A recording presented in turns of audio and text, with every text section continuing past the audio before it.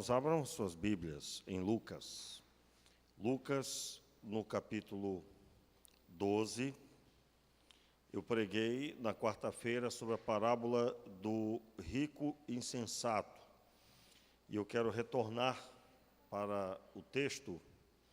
Nesse momento, nós temos ainda cerca de meia hora. Eu quero situar os irmãos. Nós estamos ouvindo uma série sobre as parábolas de Jesus em Lucas.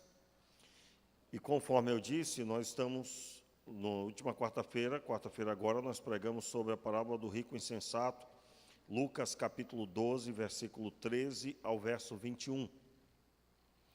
Parábola do rico insensato. Hoje à noite nós teremos uma pausa, até porque nós teremos a cantata das crianças de Natal, e o tema será o nascimento de Jesus. Eu estarei pregando, então, nessa ótica. Retomaremos na quarta-feira com a continuidade das parábolas. Eu vou até pedir aos irmãos leiam a parábola do servo vigilante. Está aí do verso 35 ao verso 48. Se os irmãos lerem antes, se puder ler mais de uma vez, melhor ainda, de forma que o aproveitamento será muito maior. Eu quero lembrar aos irmãos que nós temos buscado ministrar a palavra de Deus de forma expositiva, visando retirar do texto o que o texto quer dizer, e visando retirar do texto o mais profundo possível. Então, se faz um bom tempo que você leu essa parábola, é bom você reler, e assim poder ter mais familiaridade com o assunto. Eu quero ler o versículo 33 agora, capítulo 12, verso 33 e 34. Amém? E então eu darei continuidade. Vendei o que tendes e dai esmolas. Fazei para vós bolsas que não se envelheçam, tesouro nos céus que nunca acabe, onde o ladrão não chega e a traça não destrói. Pois onde estiver o vosso tesouro, aí estará também o vosso coração. Vamos orar? Meu Pai, em nome de Jesus, queremos te pedir a Tua graça, a Tua misericórdia, e que o Senhor nos dê entendimento da Sua palavra nessa manhã, que saiamos daqui hoje, Senhor, com a convicção de como devemos agir, como devemos ser, e que o poder do Senhor seja sobre nós para que tudo isso se manifeste nesse tempo. Senhor, tenha misericórdia e nos abençoe e nos conceda ainda mais conhecer-te, Senhor. Em nome de Jesus, amém e amém. Muito bem, na parábola do rico insensato, que exatamente aí a ênfase é um rico insensato. A insensatez é quando a pessoa está à procura de fazer a sua própria vontade, e a vontade é essa vontade pecaminosa. O texto bíblico, ele vai citar, ele finaliza a parábola no verso 20 e 21, gostaria que você acompanhasse aí, o versículo 20 e 21, quando diz: Deus, porém, lhe disse: louco, esta noite pedirão a tua alma. Então, o que tens preparado, para quem ficará? Assim é aquele que para si ajunta tesouros e não é rico para com Deus. A parábola do rico insensato finaliza quando o Senhor adverte a ele na parábola. O que você tem, aquilo que você fez a vida inteira, girou em torno do que você tem. E agora, esta noite te pedirão a tua alma. E o que tens preparado, para quem ficará? Finalzinho do verso 20. E aí vem o alerta: assim é aquele que para si ajunta tesouros e não é rico para com Deus. O versículo 22 até o verso 34, está escrito, o Evangelho de Lucas destaca um reforço para o cuidado após ter ouvido a parábola do rico insensato. Após ter ouvido a parábola do rico insensato, ele dá uma palavra aos discípulos, reforçando a caminhada cristã, reformando a conduta deles como deve ser então. Em outras palavras, Jesus aqui traz um remédio importante para o equilíbrio do entendimento dos discípulos. Eu quero dar destaque, irmãos, que na visão judaica, a prosperidade era uma espera constante, porque todos se espelhavam na pessoa de Abraão. A prosperidade era uma espera constante, porque na semelhança do que Deus fez com Abraão, e é claro, com todo o povo de Israel, assim se esperava também de uma forma geral. Então Jesus, quando conta a parábola do rico insensato, ele dá um destaque de que não se pode girar em torno somente dos bens materiais. Na quarta-feira eu fiz questão de fazer uma analogia deste rico insensato com um rico sensato. Quem lembra quem é o rico sensato? Quem lembra, irmãos? Foi citado quarta-feira. Quem foi? Jó, né? E nós ministramos que na parábola do rico insensato, a vida gira em torno somente do que ele tem. Até citei aqui que o perfil dele é de um homem ateu. Ele não tem agradecimento nenhum ao Senhor, né? Vamos ler o texto, só uma leitura corrida. Aí diz o seguinte, verso 13: disse-lhe um homem da multidão: mestre, dize a meu irmão que divida comigo a herança. Jesus, porém, lhe disse: homem, quem me pôs a mim por juiz ou árbitro entre vós? Então lhes disse: cuidai-vos e guardai-vos da ganância.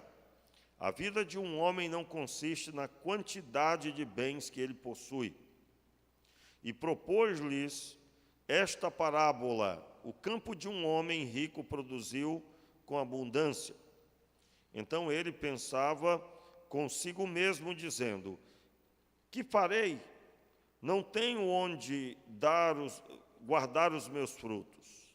E disse: farei isto: derrubarei os meus celeiros, construirei outros maiores, e aí guardarei todo o meu produto e todos os meus bens. Então direi à minha alma: alma, tens guardado muitos bens para muitos anos, descansa, come, bebe e alegre-se. Deus, porém, lhe disse: louco, esta noite te pedirão a tua alma. Então, o que tens preparado, para quem ficará? Assim é, vamos dizer juntos, assim é aquele que para si ajunta tesouros e não é rico para com Deus. Então, no rico insensato, ele sempre dá destaque o que ele tem e o que ele vai fazer com isso.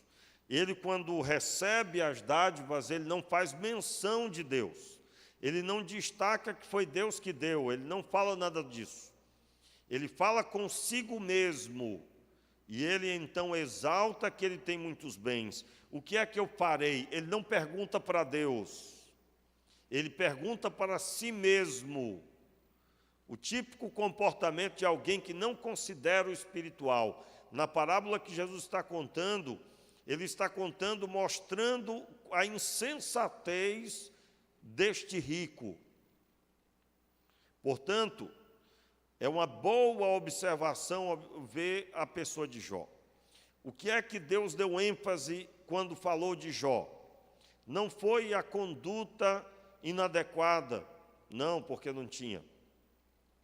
Não foi a quantidade de bens que ele tinha e ele era o mais rico da época. Não foi essa a ênfase. A ênfase de Deus, quando falou de Jó, Jó capítulo 1, versículo 5, 6, 7 em diante, a ênfase de Deus é: observaste o meu servo Jó, homem íntegro e reto, que teme a Deus e se desvia do mal.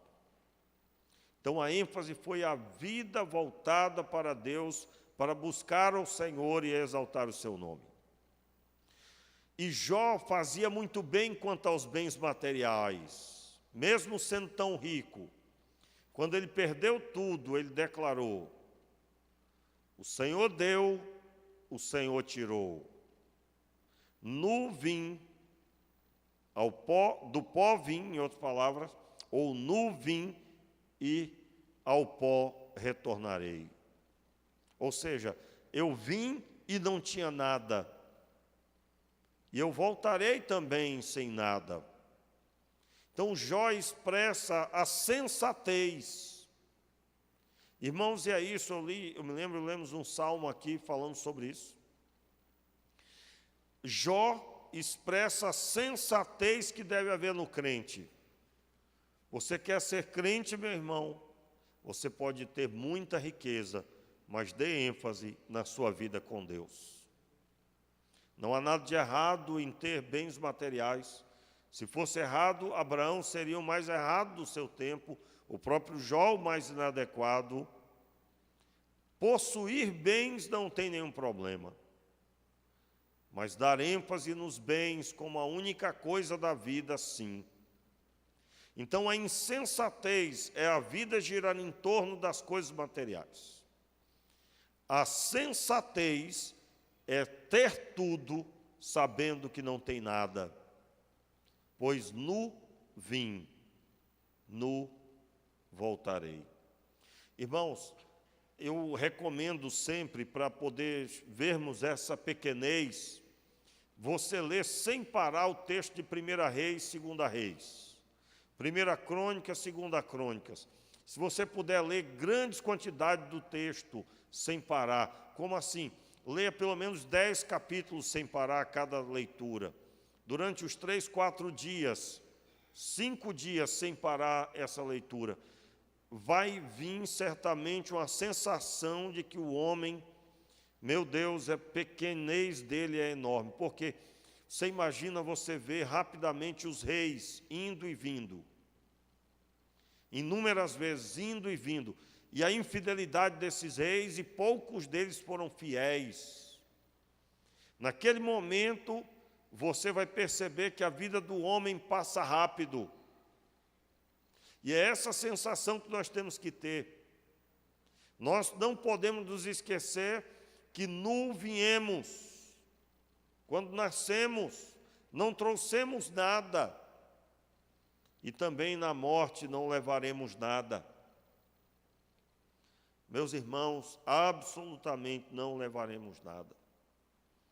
Então, nós fizemos na quarta-feira uma comparação com o rico sensato que foi Jó e o rico insensato da parábola.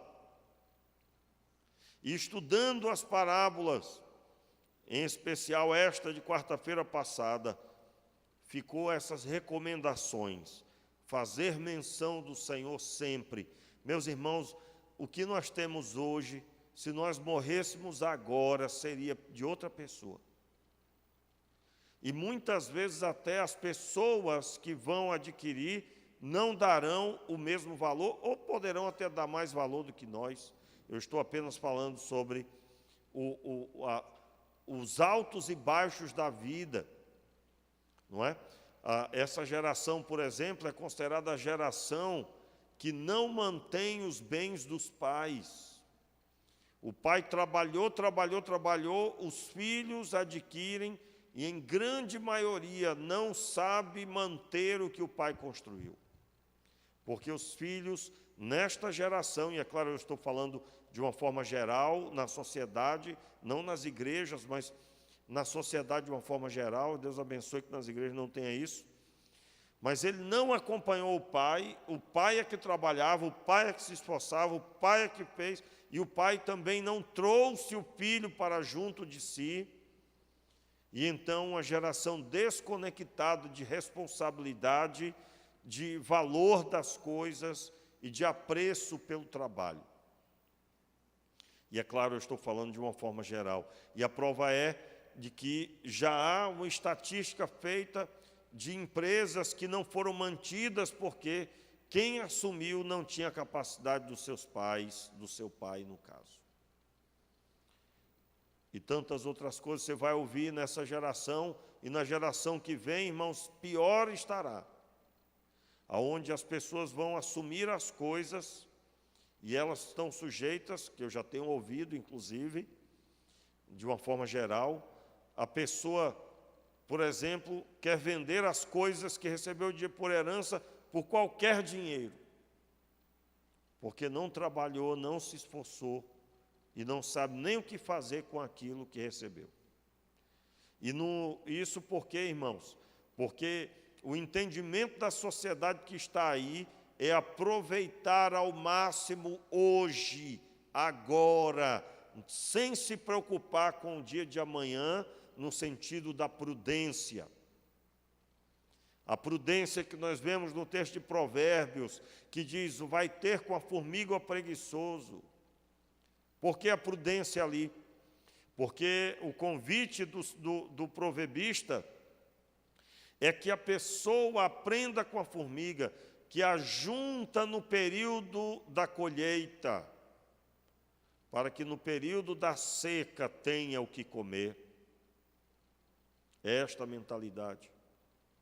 Essa é a geração que só se preocupa consigo mesmo e com o prazer que pode adquirir. E é claro, como eu disse, a sociedade de uma forma geral.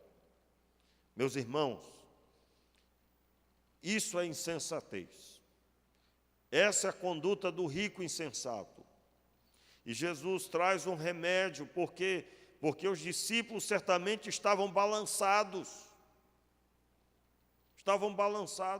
Estavam agora atônitos, pois eles perceberam, ouviram uma parábola que fala algo muito forte. Entenda, o texto começa um homem chegando para Jesus e pedindo que ele intervisse na distribuição da herança. Mestre, dize a meu irmão que divida comigo a herança, verso 13. Falamos aqui quarta-feira dizendo sobre esse assunto, e na lei está muito claro a divisão dos bens quando o pai era morto, quando ele morria. Mas ele aqui interfere na pregação de Jesus, pedindo por um bem material. E eu citei até o exemplo, que esse texto mostra claramente, nós lemos aqui Lucas 19, versículo 10, os irmãos lembram, que o Filho do Homem veio buscar e achar o que se havia perdido. Essa é a missão de Jesus. Imagine agora alguém chegando perto e dizendo, Senhor, eu preciso de dinheiro, me dê dinheiro, eu preciso que o Senhor intervenha na minha vida, pois eu estou sem dinheiro. No sentido de que a mensagem genuína, principal, parece não era importante para esse homem, e de tal forma não era importante, que ele interfere visando algo próprio e que não era dele, pois estava somente por um tempo disponível a ele. Isso causou Jesus contar a parábola do rico insensato. Irmãos, Jesus conhecia o coração das pessoas. Se ele contou essa parábola, ele estava dizendo, provavelmente, que aquele homem era alguém insensato. E aí eu citei a preocupação do nosso tempo, irmãos? Porque se você procurar na internet, existem igrejas inteiras que o assunto é somente a bênção material. Onde as pessoas não ouvem que o homem é pecador e precisa se arrepender dos seus pecados. Que Deus veio resgatar o homem do pecado. que foi pago um preço caro para que os seus pecados e os meus fossem perdoados. E a ênfase é sempre conquistas materiais. Como eu disse, não estamos errados de buscar o sustento, a bênção e prosperar de forma alguma, mas com o entendimento de Jó: nu eu vim e nu um dia também vou voltar. Do pó veio, do pó retornará, para usar o texto de Gênesis. Busque a prosperidade, sim, seja próspero, seja abençoado, mas com essa humildade de Jó. Porque Deus, quando olha para nós, Ele quer ver se nós nos desviamos do mal. Ele quer ver se nós temos a Ele como principal. Ele deseja encontrar em nós o que Ele encontrou no coração de Jó, que eu já disse aqui. Observaste meu servo Jó, homem íntegro e reto, que teme a Deus e se desvia do mal. Por que é que Jesus não deu ênfase nos bens? Porque Deus mesmo instituiu essa lei. O homem não é proprietário, ele é mordomo. Mordomo. Deus é dono do ouro e da prata. Ele dá a terra para quem Ele quer, pois foi Ele que criou os céus e a terra. A terra pertence a Deus. E então, o Senhor agora traz um remédio para o coração dos discípulos, que está aí no verso 22 em diante. Vamos ler. Qual é a recomendação para eles agora que ouviram essa palavra? Disse Jesus aos seus discípulos: portanto vos digo, não estejais preocupados pela vossa vida, sobre o que comereis, nem pelo corpo, sobre o que vestireis. Mais é a vida do que o sustento, e o corpo mais do que as roupas. Olhai os vossos corvos, olhai os corvos, que não plantam nem colhem, nem têm despensa, nem celeiro. Observe aí, nem celeiro, fazendo menção da parábola. O que farei? Derrubarei esses celeiros, construirei novos. Continuando, nem celeiros. Contudo, Deus os alimenta. Quanto mais valeis vós do que as aves. Qual de vós, por ansioso que esteja, pode acrescentar um instante ao curso da sua vida? Visto que nada podeis fazer porquanto as coisas mínimas, porque estáis ansiosos pelas outras. Olhai como crescem os lírios, não trabalham nem fiam. Contudo, digo-vos que nem ainda Salomão, em toda a sua glória, se vestiu como um deles. Se Deus assim veste a erva que hoje está no campo e amanhã é lançada no forno, quanto mais a vós, homens de pequena fé. Ou seja, quanto mais a vocês que viverão muito tempo, que estarão existindo na terra por muito tempo. Meus irmãos, quanto tempo uma pessoa pode viver? Até 70 anos, ela vive, após isso é canseiro e enfado, mas não há limite. Você vai encontrar, estou dizendo não há limite, porque pode ser com 110, com 111, com 104. Atualmente, eu não me recordo quem é a pessoa mais velha viva, se alguém souber me ajude, mas eu ouvi um tempo 104, isso é quase comum, né? Alguma coisa sobre 117, mas eu não me recordo muito bem agora. Mas o que eu quero dizer é que a pessoa não sabe que dia que ela vai partir. Não sabe. Pode ser com 101, com 102, com 80, com 90, com 70 ou até menos. Mas Deus, quando criou, quando nasceu a pessoa, Ele criou para uma existência longa. Isso significa que eu preciso entender que Deus me criou com um propósito. E se Ele sustenta coisas menores, como as aves, como as plantas, como a existência de uma forma geral, quanto mais a coroa da criação. Você sabe que a coroa da criação, ou seja, a principal parte que Deus criou é o homem e a mulher. Ele criou a terra, os céus e a terra, para ser a casa dos homens, para ser o lugar de habitação da raça humana. Portanto, não é mais importante do que os homens, não é mais importante do que a existência humana, mas existe por causa da existência humana. Por isso, irmãos, nós somos super a favor do meio ambiente, nós devemos cuidar das coisas que Deus criou, mas não podemos eleger as coisas criadas maiores do que a existência dos homens. Hoje em dia, pastor, mas é claro, né? Claro não, meu irmão, o negócio está feio. Faz-se campanha para proteger os animais, faz-se leis para proteger os animais, mas busca-se leis para matar crianças no ventre. É uma extrema incoerência.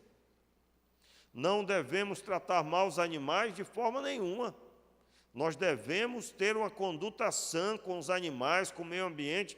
Que bênção, porque Deus nos deu. Mas nós não podemos ser incoerentes ao ponto de desejarmos a morte de bebês. Imagina aí alguém, né? A pessoa, pastor, fulano matou fulano, e amarrou primeiro o pastor, e depois matou o pastor de forma horrenda. Aí todo mundo fica revoltado, né? Quando ouve. E quando isso vai a julgamento, isso serve como agravante contra a pessoa que matou, porque matou alguém que não pôde se defender, pois estava amarrado. Isso serve como agravante. A dosimetria, que é o cálculo de quantos anos a pessoa receberá como pena, será aumentada por causa desse detalhe. Requinte de maldade, de crueldade. Pois é, isso assim é feito, mas ninguém tem a mesma conduta, ou a maioria que busca, a maioria não, eu acho que todos que buscam a liberação do aborto por meio da lei, não têm a mesma conduta. E olhe que a criança está lá no ventre, crescendo, sendo nutrida, esperando ser protegida, e de repente é cortada no ventre e sugada. Que requinte de crueldade, que requinte de maldade com a criança. E, por que não dizer, com a própria mãe, para aquelas que foram conduzidas pelo engano do que é um aborto causado. Eu estou citando aqui, irmãos, que o Senhor Deus deixa muito claro nessa explicação de que as coisas criadas na terra são para o homem, mas o de mais valor é a raça humana, é o homem que Deus criou. É o que o texto está dizendo. Deus, quando olha para a terra, Ele olha este homem criado. E que coisa, né, irmãos? Há 20 anos atrás, pelo menos, eu podia dizer o homem criado, está tudo certo. Está incluídos os dois, né? Homem e mulher. Hoje em dia, não. O pastor não citou as mulheres. Você não, que você está vacinado, né? Você entendeu.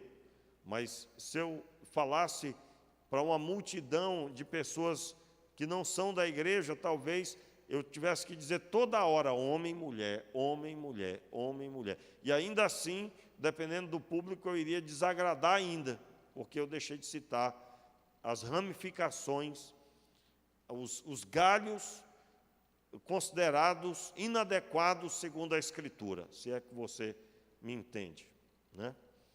Ô Senhor. E aí, nesse tempo, tem que dizer quase por código também, né? Então, em primeiro lugar, está o ser humano. E aí o verso 27, o verso 28, aliás, se Deus assim veste a erva que hoje está no campo e amanhã é lançada no forno, quanto mais a vós, homens de pequena fé. Não pergunteis que haveis de comer ou que haveis de beber, e não andeis inquietos, pois os gentios de todo o mundo buscam todas estas coisas, e vosso Pai sabe que necessitais delas. Quando ele cita aqui os gentios, ele está dizendo aqueles que não têm aliança com Deus. Gentio é toda nação que não faz parte do povo de Israel. Então, aqueles que não têm aliança com Deus, que não sabem do Deus Todo-Poderoso, que não entraram em aliança com Deus, eles é que estão acostumados com isso, a andar ansiosos, inquietos. E aí o texto vai dizer, no verso 31, buscai antes o reino de Deus, e todas estas coisas vos serão acrescentadas. O que é que será acrescentado? O que há vez de comer, beber e vestir. Aí, finalmente, o texto que eu iniciei a leitura. Vendei o que tendes e dai esmolas. Fazei para vós bolsas que não se envelheçam, tesouro nos céus que nunca se acabe, onde o ladrão não chega e a traça não destrói. Pois onde estiver o vosso tesouro, aí estará também o vosso coração. Muito bem, Jesus aqui está trazendo o remédio para os discípulos após terem ouvido a parábola do rico insensato. Meus irmãos, esse texto ele é semelhante ao momento em que Jesus recebe o rico, o jovem rico. Ele responde ao jovem rico: olha, vai, vende tudo que tens e segue-me. Os discípulos, quando ouvem isso, eles chegam para Jesus e perguntam, certamente foi Pedro, né? Pedro chega e pergunta: Senhor, mas nós deixamos tudo para te seguir. Em outras palavras, e nós, como é que ficamos? Porque, irmãos, aquele homem era rico, e na visão do judeu, é uma coisa normal, comum ter recurso. E Jesus reprovou ele. E na visão dos discípulos que recebem aquele impacto, muitas vezes não compreende o que Jesus está ensinando. Irmãos, é incrível como hoje também é assim, e principalmente por falta de leitura, de debruçar sobre a Escritura. Você imagina a luta minha, quando eu poderia muitas vezes estar lendo vários outros textos. Por exemplo, quantas vezes eu leio aqui, não vou deixar de fazer isso. Mas você imagina se agora eu fosse ler um texto de Isaías e a pessoa nunca leu Isaías. Um texto que eu nunca li, pode ser que a pessoa não consiga compreender, porque eu nunca li Isaías. Então, no coração dessa pessoa, ela já fica colocando uma barreira. É muito comum isso. Você imagina você dar fazer uma observação rápida num texto que você nunca leu. Então, a dificuldade muitas vezes da compreensão, porque aí, se nesse momento eu li um texto que você nunca passou por lá, nunca disse, ó, eu já li, eu só não lembro, mas eu já li. Essa pessoa terá dificuldade talvez e ficará desconectada na pregação. E aí, é claro, a minha oração sempre, Senhor, que o coração de cada um seja conectado com a Tua palavra, que não seja a técnica homilética, que não seja a oratória do pregador, absolutamente seja a voz do Teu Espírito no coração. Eu creio, irmãos, que a obra que Deus está fazendo é muito maior do que aquilo que o pregador está dizendo. Como assim? Eu posso dizer um trecho aqui e o Espírito Santo martelar esse texto, esse trecho, esse versículo, ou uma frase que eu disse baseado no texto, e ele martelar no seu coração isso durante dias. O Espírito de Deus e a obra que Ele tem na sua vida é muito maior. Então, qual é a recomendação para nós? Meus irmãos, nós somos de uma geração, diferente da geração da época, era comum esperarmos a prosperidade. A nossa geração não. Você sabia? Não é o meu assunto, não vou abordar esse assunto, aliás, hoje. Mas nós somos de uma geração que as pessoas já são inclinadas para o pessimismo. Já são inclinadas. Elas já acham que vai dar errado. Judeu não, vai dar certo, eu vou prosperar. Lembra do meu pai Abraão, aliançado com Deus? Eu também sou aliançado com Deus. Você sabe que a origem do capitalismo propriamente dito é atribuído à origem judaica cristã. Porque a origem dos bancos, por exemplo, tem a ver com os cavaleiros templários. O banco começou com eles. As pessoas queriam ir para Jerusalém, então entregavam recurso para eles na cidade de origem, onde ela residia, e ela recebia esse dinheiro lá em Jerusalém, para não ter que viajar com todo ele. Atribui-se a origem do banco ali. Agora, é claro que na história você vai ver diversas formas de comércio com algo que pareça o banco. Aliás, o próprio Jesus cita em uma de suas parábolas, a parábola dos talentos, ele cita em um determinado trecho: não seria melhor ter entregue ao banqueiro, para que então o meu dinheiro rendesse juros?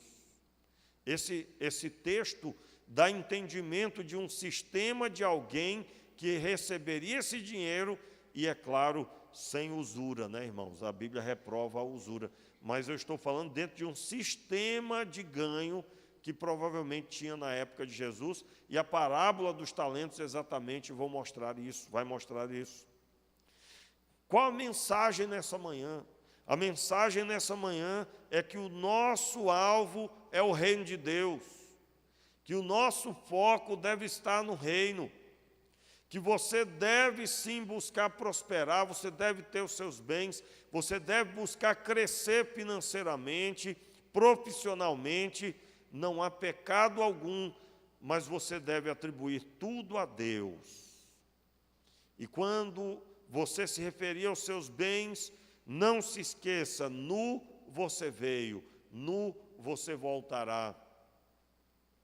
Quando você pensar na ênfase que você deve dar nas coisas, não se esqueça: você vale mais do que elas.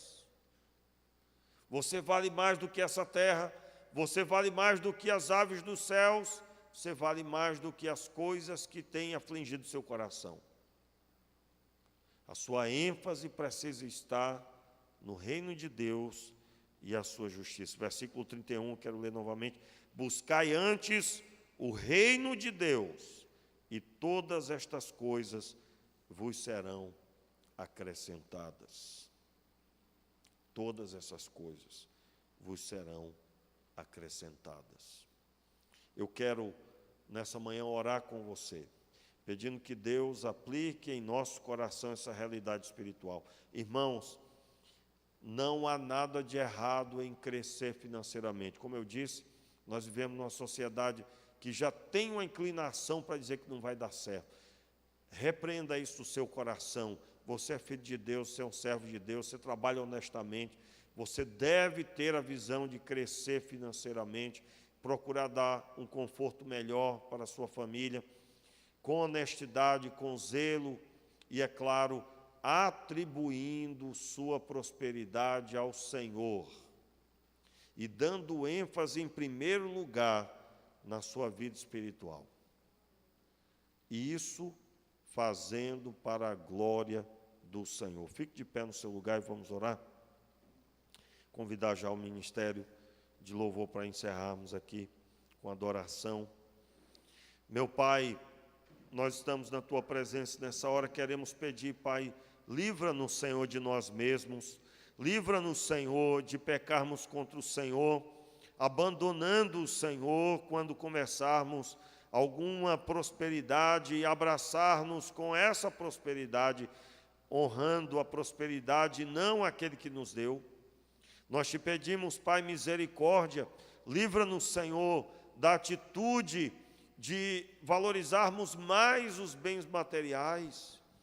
E sim, Pai, dai-nos um coração desejoso do reino, desejoso das coisas maravilhosas do Senhor. Nós te pedimos misericórdia, Senhor. Nós te pedimos que haja em nós Senhor, profundo arrependimento mediante tal pecado. E que o Senhor Deus nos faça segundo a tua vontade, para a glória do teu nome, em nome de Jesus. Amém.